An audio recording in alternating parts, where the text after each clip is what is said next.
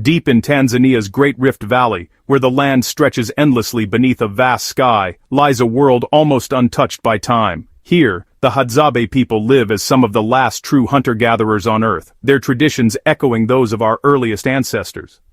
Their daily rhythms are shaped not by the ticking of clocks or the hum of machines, but by the rising sun, the shifting seasons, and the movement of animals across the savanna. There are no paved roads or permanent buildings here, only temporary shelters, skillfully woven from branches and grass, blending seamlessly into the wild landscape. The air is thick with the scent of wood smoke, and the only sounds are the crackle of fire, the calls of distant birds, and the gentle clicks of the Hadzabe language drifting through the bush. Moving with a quiet grace, the Hadzabe read the land like an open book. Every footprint, every broken twig, every rustle in the grass tells a story of survival. Knowledge is their most precious inheritance, passed down from elders to children in a living chain that stretches back thousands of years, connecting each generation to the next. In this world, material possessions hold little value.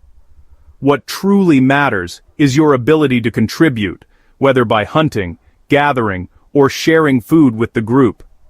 The Hadzabe's existence is pared down to its essentials: family, food, and the wild land that sustains them, forming a bond that is both practical and deeply spiritual. Their calm dignity, sharp eyes, and quiet confidence reveal a profound connection to their environment, a relationship built on respect, understanding, and necessity.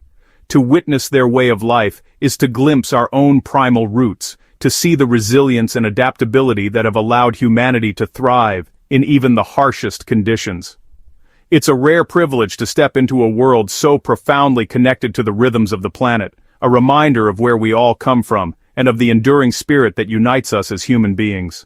For the Hadzabe, every meal is earned through hunting or foraging. There are no supermarkets, no running water, no stoves. Their survival is a daily contract with the wild, shaped by resourcefulness and ancestral knowledge. They know which plants heal, which berries nourish, and which tracks lead to food. Their encyclopedic minds are filled with information more valuable than any modern app. The Hadzabe live in the present, focused on finding enough food for today, free from the anxieties of future or past. This way of life creates a unique sense of freedom and connection to the now. They are not conquerors of nature, but participants within it, taking only what they need. Their respect for the land is practical and profound, ensuring resources endure for future generations. Every action reflects a sustainable pact with their environment. Their lifestyle is not ideology, it's necessity, honed over millennia. The Hadzabe remind us that true survival is about harmony, not domination. The Hadzabe's hunting tools are crafted entirely from the bush, no factories, no stores. Their bows are shaped from Kongoroko wood, each one unique and tailored to its owner. Arrows are made from straight branches, fletched with bird feathers, and tipped for specific prey. For large animals, they use poison from the desert rose plant, a powerful neurotoxin. Crafting these tools is a rite of passage, taught from father to son, beginning with toy bows in childhood. Every component, bowstring, glue, quiver, is sourced from their surroundings. This complete reliance on nature means they can repair or replace gear anywhere, anytime. Their tools are simple, effective, and sustainable, an ultimate expression of resourcefulness. The Hadzabe's ingenuity turns sticks, feathers, and sap into a survival arsenal. It's a living example of sustainable technology, born from necessity and deep understanding of the land. At dawn, Hadzabe hunters slip silently into the bush, reading the land with astonishing skill. Each step is measured, every movement deliberate, as they become one with the waking wilderness. The cool morning air is filled with anticipation, and the hunter's senses are heightened, tuned to the subtle rhythms of the land. Every broken twig, faint track, or nibbled leaf is a clue in the language of the wild. These signs are like words in a story only the most attentive can read, revealing the recent passage of animals and the secrets of their behavior. They track animals for hours, blending into the landscape, communicating with subtle hand signals. Their teamwork is seamless, built on trust and years of shared experience, allowing them to move almost as a single organism through the bush. Patience and focus are their greatest tools, honed by a lifetime of observation. They wait for the perfect moment, sometimes remaining motionless for long stretches, letting the world around them settle and reveal its patterns. Their respect for animals is evident. They hunt to feed their families, not for sport. Each hunt is approached with gratitude and humility, honoring the life taken and ensuring nothing is wasted.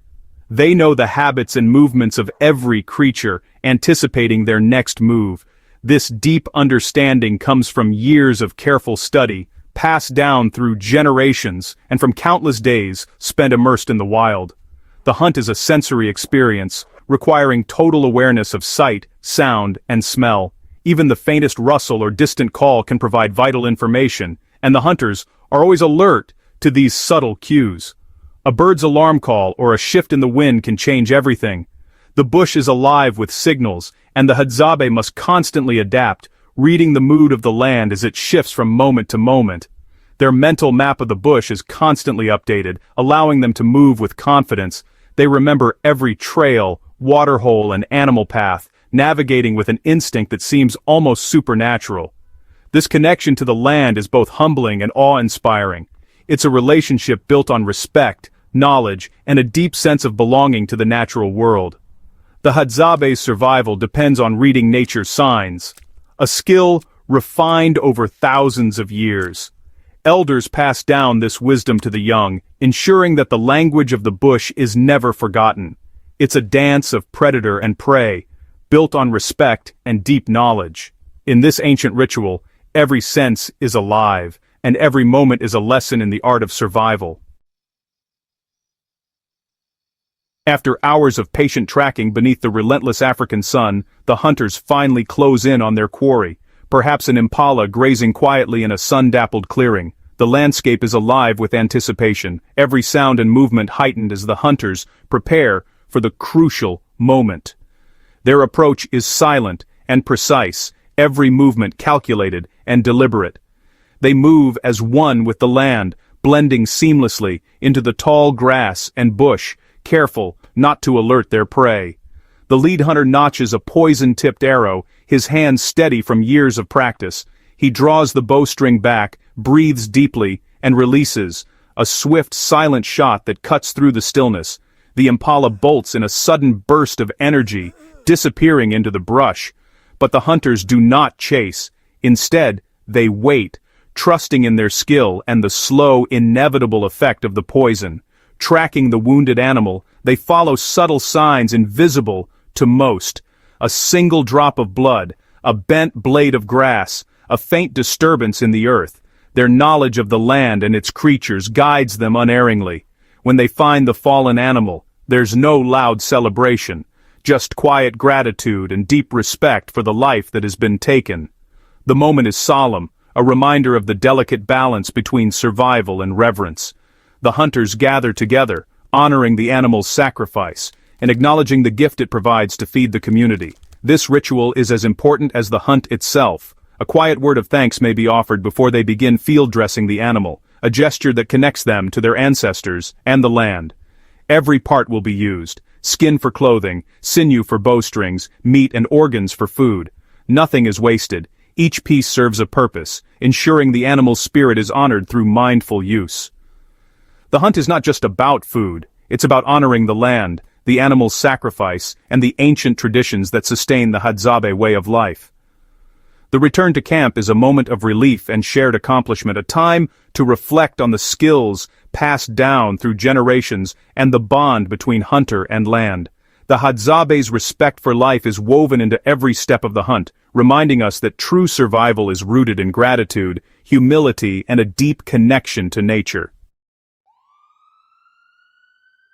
Carrying the animal back to camp is a communal effort, met with excitement and relief. Fire is made the ancient way, wood on wood, coaxing an ember to life. The fire is the heart of the camp, used for warmth, protection, and gathering. The animal is butchered with skill. Every part is valued and prepared. Meat is roasted over open flames, filling the air with a primal aroma. Organs are cooked first, often eaten by the hunters as a reward. The process is communal. Men tend the fire, women and children gather. Stories are shared.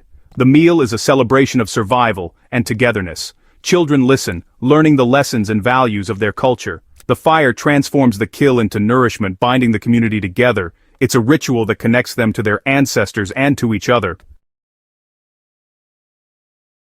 As the meat sizzles, the entire camp gathers for a communal feast. No plates, no cutlery, just hands and shared food. The hunter does not claim the largest share. The bounty belongs to all. Sharing is the cornerstone of Hadzabe society, ensuring everyone is fed and bonds are strengthened.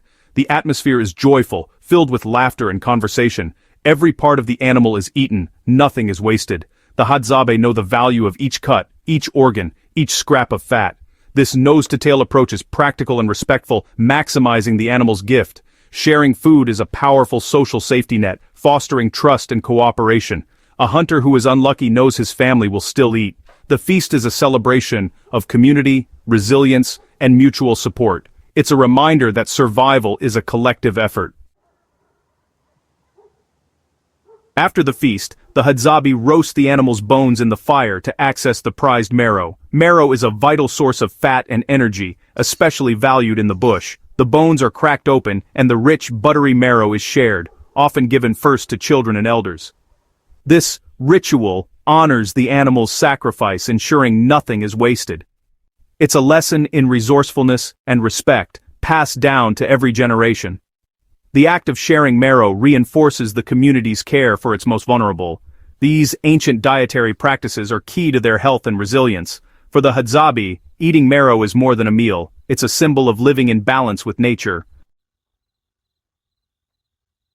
Living with the Hadzabe forces you to rethink what's truly necessary for happiness. Their wealth is found in knowledge, community, and connection to the land, not possessions. They teach us that a rich life is about needing less, not having more. The Hadzabe's sustainable lifestyle is a powerful lesson for a world struggling with overconsumption. They take only what they need, waste nothing, and live in harmony with their environment. Their deep respect for nature is a reminder that we are part of the earth, not above it.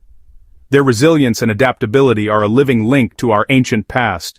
While we can't all return to a hunter-gatherer life, we can learn to live more simply and value community. The Hadzabe show us that true survival and true happiness comes from connection, respect, and balance. Their way of life holds timeless lessons for all of humanity.